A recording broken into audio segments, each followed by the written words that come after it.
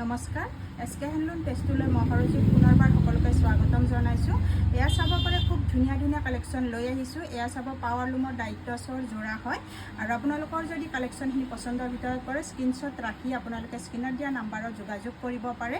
এয়া থাকিব খুব ধুনীয়া ফিক্স পটিৰ দ্বাৰা বিৰাট মৰম লগা হয় যোৰাখিনি। আৰু মই আজি আপোনালোকক কালেকশ্যনখিনি কালাৰখিনি দেখুৱাই দিছোঁ আৰু অহাকালি লাইভত আপোনালোকক মই দেখুৱাম।